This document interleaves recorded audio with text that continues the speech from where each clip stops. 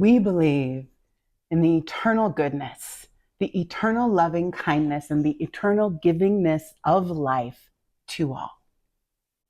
This was written in the 1920s by the founder of Science of Mind and Spirit, Ernest Holmes. And it's one of my favorite belief statements because I know it to be true. The eternal givingness, loving kindness, and goodness of the one, of the Holy Blessed One, of life itself, of love, however you choose to name this greater reality. When you and I look all around us, that is all we will see if we choose to see it, right? The nature of nature, which is your nature and my nature. This divine flow, this continual giving and receiving, that is life itself. And in this series this month, we are going to dive into the spiritual practice of getting into flow, generosity, which in this moment in time, in this moment in history, is radical and counterculture. Because you, my love, are the place where love shows up in the flow. When you get into the flow through the practice of generosity, you open up all the possibilities that the divine has as you, through you. And this is a beautiful thing. I want to invite you, if you are in the Albuquerque area, to join us on a weekly food outreach that we participate in, an interfaith community of folks who come together led by the Manara Muslim Community Center, where we pack food and take it out to folks in need living on the streets. And you can participate in many ways. You can donate food items that can go out. You can come and help pack. You can be a part of the folks who go and distribute. You can give financially. But this is a sweet, sweet way to give and get in connection, experience joy and belonging through giving. That is one of its promises, this practice of generosity. I want to share this quote that has really had me thinking a lot in preparing for this series this month on generosity, which I heard from Brene Brown. And she said, "The opposite of scarcity is not abundance, it's enough." And I was like, well, she just went and said something. That is true, right? That is true. And so as I was preparing, thinking about this process of generosity and what becomes possible through the practice of generosity, and that really the experience of enoughness is part of that experience of feeling like I have enough to give, right? I have enough to share. And scarcity, on the other hand, says, I must grab and grasp and cling and contract and hide and not let anybody know about a thing. Like scarcity is the opposite of feeling whole. And so I was really thinking about this concept of enoughness, which led me to practices of knowing, hey friends, practices of knowing the sense of feeling satisfied in our life. The Dalai Lama defines happiness as contentment. Right? Are we able to have a sense of contentment, or are we in this feeling of not enough, I need more, consumer capitalist culture? Which we've all been deeply steeped in. This feeling like that somehow there's not enough, so I've got to grab, hoard, or I am not enough, so I need to be out here being an influencer, getting famous, right? But that's all motivated from this not enoughness. And yet, the spiritual truth of our existence is wholeness. Perfection. In the Aramaic translation of the word perfect, as it's used in the Hebrew text and the Christian text, means completeness. That there is nothing missing. Wholeness. And when we are separated from the experience of our own wholeness, of life's completeness, aka enoughness, then we are grasping, hoarding, striving, fearing, trying to fill this empty space that cannot be filled with stuff. It can't be filled with other people's love. Can't be filled with money.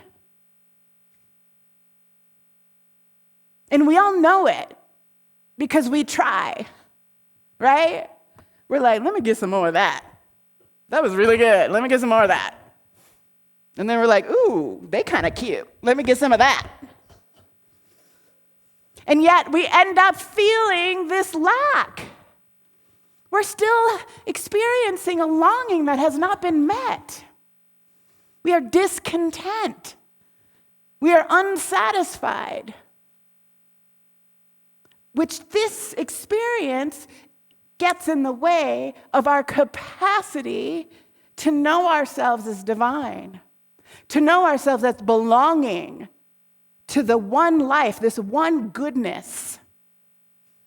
The quote I shared in my sermon that went out this morning on YouTube, which comes from one of the What We Believes from Ernest Holmes, who founded the Science of Mind and Spirit. And he wrote this in the 1920s.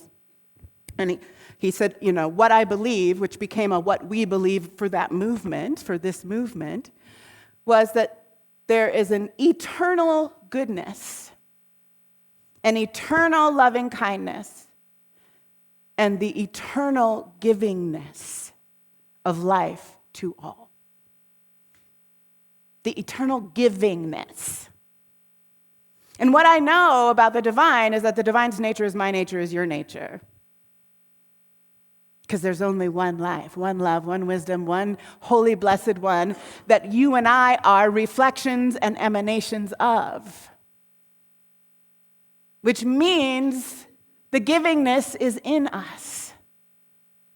And I believe the longing we feel that we keep trying to get met through these people and places and bank accounts and right work and feeling successful and getting enough likes and hearts and followers and things, that longing can only be met as we come into contact with the truth of our own nature, the goodness, the kindness, the givingness that is the truth of us. And when we come into contact with that, think about a time right now, this goes for you watching online, think about a time right now in your life where you gave something. You helped somebody out. Could be somebody you knew, somebody you don't know. I want you to pick out a specific moment where you were generous with someone and how delighted you were with yourself. How joyous that felt. You had a moment of the experience of your true nature, and it feels good. Which is why giving and generosity is a practice of joy. It is not a practice to be a good spiritual person. It is not a practice to prove your worthiness. It is not, a practice in many traditions, dana in Buddhism, charity in Islam, giving, generosity in Christianity and Hebrew tradition, is often recommended in the sacred, all the sacred texts, that you give in secret.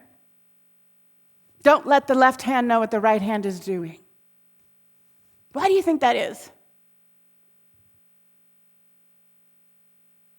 Because you are giving because you are motivated to give out of your natural goodness, the natural givingness that is your nature. So when we do that in private, or we do that when people aren't watching, we just get to be the expression of our own nature. We're not doing it for accolades.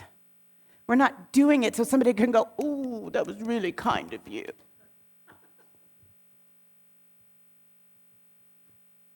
because generosity is our nature. Just like receiving good is our nature. I talked about this morning stepping into the flow. In order to receive good, we must give good. And when we are in that process, we are in the flow of the divine's nature, which is to be in motion, constantly turning for the good of life itself. Just like the planet turns, like the moon, waxes and wanes. Water will always flow to the greater body of water. It is just nature. But when we're constricted, when we're drinking the Kool-Aid, we're like, I don't need the river. I'm over here hoarding. Shh, don't bother me, I'm hoarding.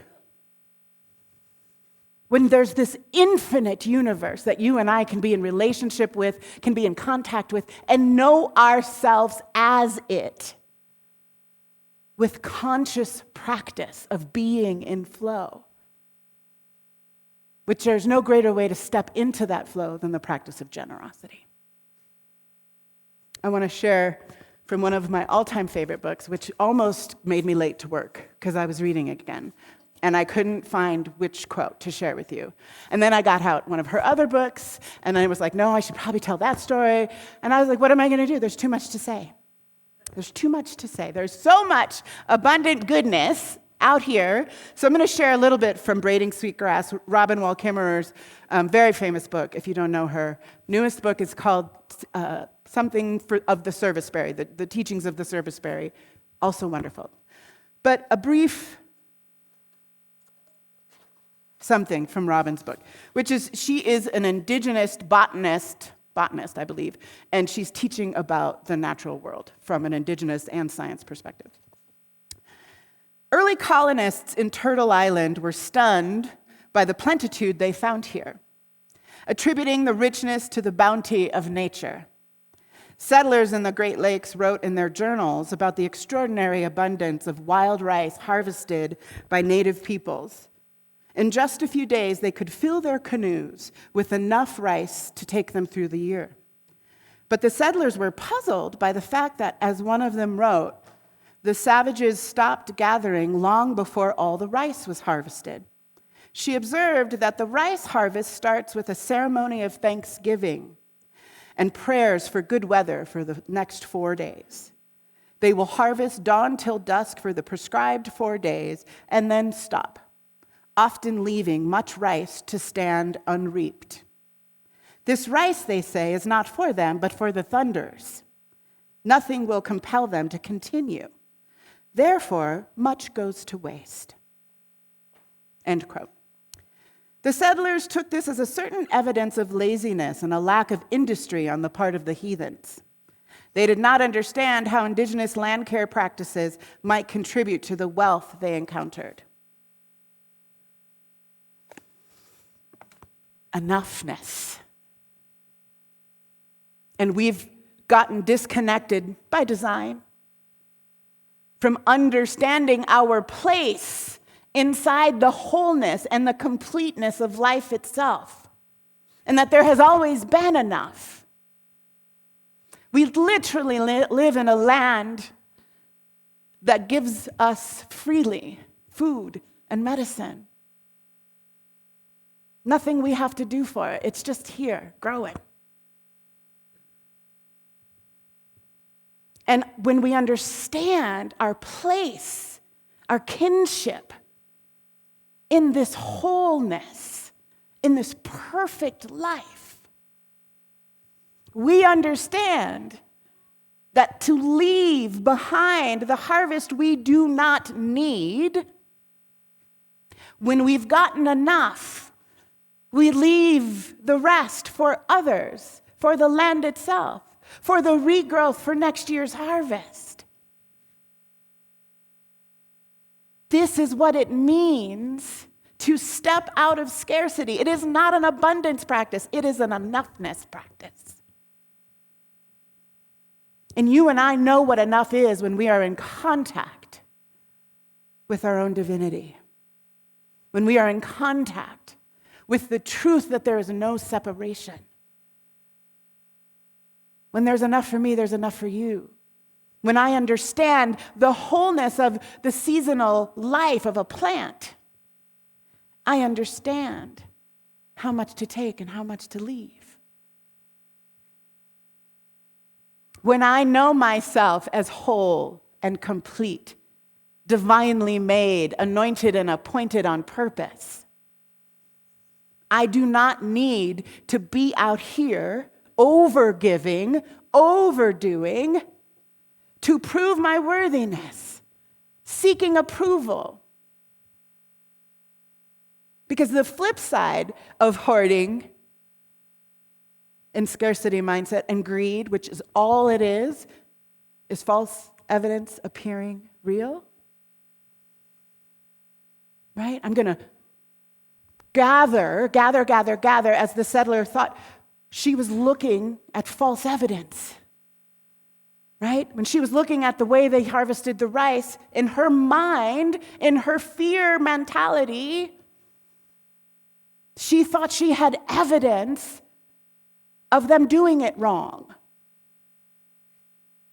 So when we are in that fear and scarcity mentality, we think we are on the right road. I gotta get mine. I gotta sleep 4 hours less so I can work another job to get enough money to do the things. I gotta go take a job that I hate, get a degree that I could care less about, to do the things, to get the accolades, to get the money, to get the success, to get a false sense of security. False evidence appearing real. That is scarcity mindset. Or, I'm not enough, right? I'm not famous enough. I'm not successful enough. I'm not loved enough. People don't like me enough, so let me go out here and overgive, overdo, break myself in the process. Anybody know that game? Yeah. And we think we're the good ones. We think we're the ones doing it right. Everybody else is messed up over there, not giving enough, not breaking their backs to help. Both are the same side of the same scarcity coin. But when we know ourselves as divinely made, on purpose, as the life of the Holy Blessed One, embodiments of good itself, we don't have to play either side of that coin.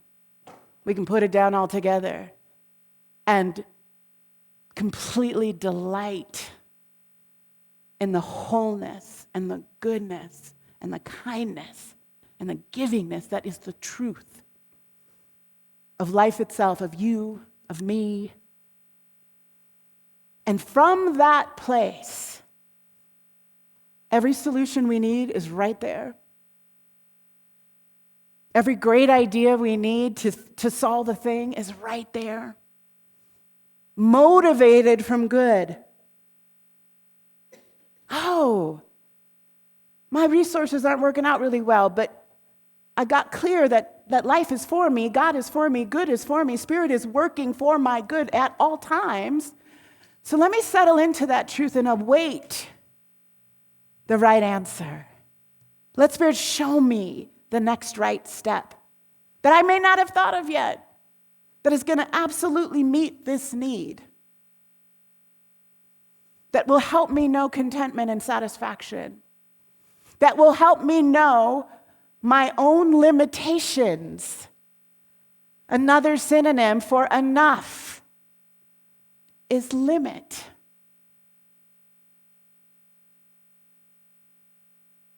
But it matters where we're coming from. Scarcity, wholeness.